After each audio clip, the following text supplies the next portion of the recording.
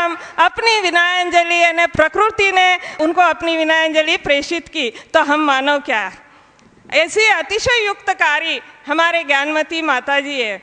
हम रोज सुनते हैं और पढ़ते हैं, जब माता जी ने चिंतन किया बाहुबली में, गोमटेश बाहुबली के सामने, जब उन्होंने चिंतन किया और उनके चिंतन में जम्बू द्वीप, सुमेरु पर्वत वगैरह रचना जो आई और उनकी जो वाणी खिरी वह पीठाधीश कर्मयोगी रविंद्र कीर्ति जी और प्रज्ञा श्रमणी चंदनामती जी माता जी ने गौतम गंधर्व की तरह झेली और सभी सकल जैन समाज ने उस कार्य को संपन्न किया। इतनी प्रतिभाशाली, दैदीप्यमान, तेजस्वी, रत्न प्रभा, स्वर्ण प्रभा ऐसे ज्ञानमती माता जी के चरणों में मैं कोटि कोटि प्रणाम करती हूँ। आज हम उनके जन्मदिन पर उनके गुण कार्यों को दर्शाने वाले 80 उपाधियों से अलंकृत करते हैं। टिकैत नगर की श्रुति कीर्ति, स्मित हास्य प्रभा, आर्ष परंपरा प्रभाग, वर्तमान की देवी ज्ञानमती है सरस्वती, ऐसी हमने 80 उपाधियाँ लिखी है।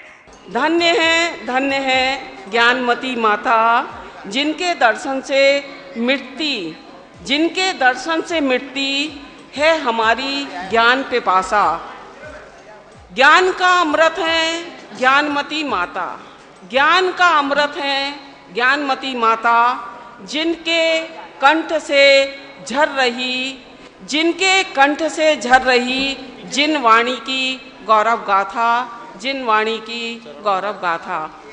सत्य अहिंसा की हो पुजारी, नमन करे सारे नर नारी, जैन धर्म की ज्योति जलाई, जन जन के जीवन में आए माता तुम इस जग में, शांति दीप लिए कर में, गणनी ज्ञानमती तुम साधक, शब्द ब्रह्म की हो आराधक, दरस तिहारे पाकर मानो, धन्य हुआ मन ही मन में, आई माता तुम इस जग में, शांति दीप लिए कर।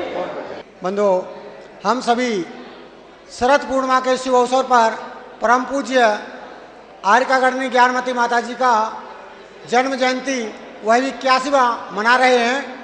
कई लोगों ने माता जी के बारे में कहा कि ये शरद पूर्णिमा की चांदनी है। नहीं, मैं यह कहूँगा कि शरद पूर्णिमा की चांदनी सिर्फ एक दिन दिखाई देती है, लेकिन ज्ञानमती माता जी हमें 365 दिन और 24 घंटे जिन वाणी की सेवा में समर्पित दिखाई देती हैं। इसलिए हम यह कहेंगे कि ज्ञानमती माता जी सिर्फ ज्ञानमती माता जी हैं और गौतम गंधर्व स्वामी की वाणी को इस तीर्थ क्षेत्र हस्तिनापुर में 65 वर्षों से अविरल प्रवाहित करने वाली एकमात्र वह दिव्य शक्ति हैं, जो हम सभी के मन में निरंतर बसने वाली हैं और बसती रहेंगी। यह जिनवाणी सरस्वती की अविरल प्रवाह धारा को प्रवाहित करने वाली माँ के चरणों में बारंबार बदनामी बदनामी बदनामी। मैं यहाँ यही कहना चाहती हूँ कि मैं यहाँ पहली बार आई हूँ, लेकिन फिर भी यहाँ आने के बाद जैन भूगोल और तीर्थ क्षेत्र में जो भूगोल आगम सम्मत जो बातें कही जाती है, उसकी प्रतिकृतियाँ यहाँ बनाई गई हैं, जो आज के युवा पीढ़ी के लिए दर्शन के रूप में जानने के लिए महत्वपूर्ण बातें हैं। और साथ ही महत्वपूर्ण बात यह है कि आज की युवा पीढ़ी अगर कुछ चाहती है तो उनके शब्दों में उन्हें समझ में आ जाए, ऐसा कोई अभ्यासक्रम जो आज इस यहाँ से शुरू हो गया है, कल ही उसका विमोचन हो गया है, BA और MA जैनोलॉजी। तो माता जी की दृष्टि जो रहती है वो भूतकाल, वर्तमान काल और भविष्य काल की दृष्टि है, क्योंकि तीनों कालों की जान रखकर उन्होंने सब यहाँ पर विस्तार कर रहे हैं जैन आगम का, जैन दर्शन का। तो उसके लिए मैं बहुत ही कृतज्ञता व्याप्त करती हूँ, क्योंकि ये बहुत महत्वपूर्ण बात यहाँ से हो रही है, हस्तिनापुर से। मुझे आज बहुत हर्ष हो रहा है कि मैं नागपुर से यहाँ आई हूँ और मुझे मेरी कला प्रस्तुत करने का अवसर यहाँ मिला है। तो अंतिम तीर्थेश भगवान महावीर स्वामी के चरणों में नतमस्तक करके मैं आपके सामने एक छोटी सी नृत्य प्रस्तुति करने जा रही हूँ।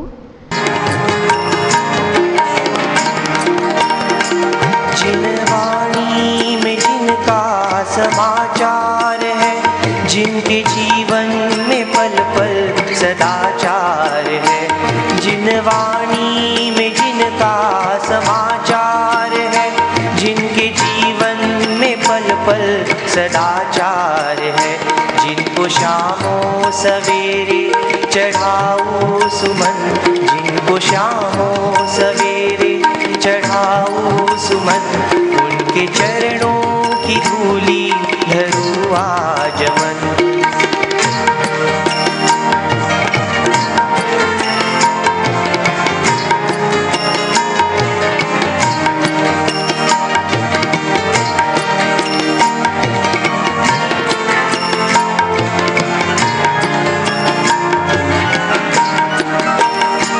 जिसने बहते हुओं को किनारा दिया, बेसहारों को हर पल सहारा दिया, जिसने बहते हुओं को किनारा दिया, बेसहारों को हर पल सहारा दिया, जिनकी शक्ति से चलती है निर्मल पवन, जिनकी शक्ति से चलती है निर्मल पवन, उनके चरणों की धूली धरूं आज मन।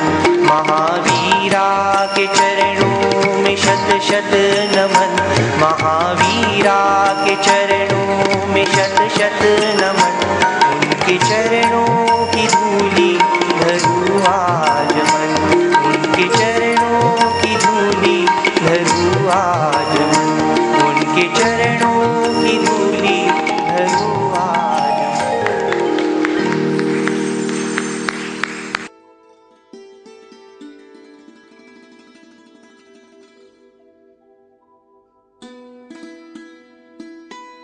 परम पूज्य गणनी प्रमुख ज्ञानमती माता जी ने आज के इस युग में जहाँ निज वाणी के प्रचार प्रसार की होड़ है, ऐसी वाणी में जो तीर्थंकर की वाणी और गौतम वाणी लुप्त प्राय हो गई है, उसमें आज जैन समाज की सर्वोच्च स्वाध्वी विपुल साहित्य सृजन करती, जो सब द्वादशांकिनी यह कहे कि उनके सार की ज्ञाता है, ऐसी पूज्य माता जी ने निज वाणी के प्रसार के लोभ को संवरण करके गौतम वाणी के प्रचार प्रसार का जो अभियान छेड़ा है, वो हम सब विद्वत जनों के लिए एक प्रशंसनीय अभियान।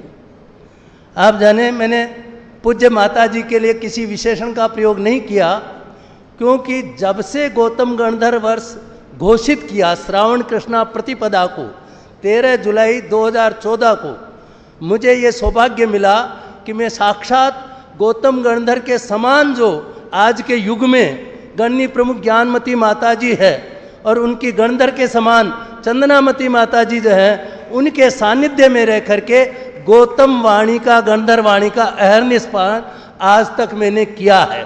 आज की इस मिलावट के युग में जहाँ ये होता है कि हर चीज़ में मिलावट है, तो जिनवाणी में भी निजवाणी की जो मिलावट कर दी गई है, उसमें हमारा सौभाग्य है कि परम पूज्य गणनी प्रमुख ज्ञानमती माता जी ने तीर्थंकर से प्राप्त शुद्ध वाणी हमको प्रदान कर रही हैं। ये हमारा सौभाग्य है। आप आज देखिए, चैत्य भक्ति 10 अध्यायों में ये विभक्त है, और जैसे दशाध्याय परिच्छिन्ने तत्वार्थे पठते सती फलम स्यात् उपवास्य से भाषितम मुनपंगवे, ये तत्वार्थ सूत्र को ही हम ज़्यादा जानते थे, पढ़ते थे, उसके बारे में कहा जाता था। लेकिन पूज्य माता जी ने बताया कि गौतम गणधर वाणी के 10 अध्याय जो पढ़ेगा उसे हजारों उपवास का फल होगा। इतना सहस्र गुणा फल देने वाली जो गौतम वाणी है, माता जी ने हमको जो दिया है, लगातार जो दिया है, इतना दिया है, जैन धर्म की संरक्षण संवर्धन में आर्य का दीक्षा लेने के साथ ही जो कार्य उन्होंने करने शुरू किए हैं वे अद्भुत हैं, श्लाघनीय हैं। प्रशंसा के लिए उनके लिए शब्दों की कमी है। ऐसे शब्द नहीं है जिनसे उनकी प्रशंसा की जा सके। माता जी ने जब माता जी, मैं 1985 में जब यहाँ मध्यलोक का पंचकल्याणक हो रहा था तब मैं बहुत छोटा था। माता जी का नाम उस समय मैंने सुना था और मैं उस छोटी सी अवस्था में यहाँ चल कर के आया देखना पंचकल्याणक कैसा होता है। वहाँ उस समय यहाँ जनसमूह को देख करके माता जी के प्रति मेरा सिद्धांत बना था, अद्भुत सिद्धांत था। धन्य माता जी, जिनकी एक वाणी में लोग कुछ भी करने को तैयार हो जाते हैं। मैं चमत्कृत हो गया था कि वाह, क्या माता जी का प्रभाव है, कैसी है माता जी, कैसा वैदुष्य है। और उनका वैदुष्य जब मैंने पढ़ना शुरू किया कि चाहे जैन भारती जैन धर्म प्रवेश की बात हो उनके ग्रंथों में मिलेगी, चाहे प्रतिष्ठा की बात हो उनके ग्रंथों में लिखे, चाहे सिद्धांत की बात हो उनका सरलीकरण उन्होंने किया। क्या मेधा!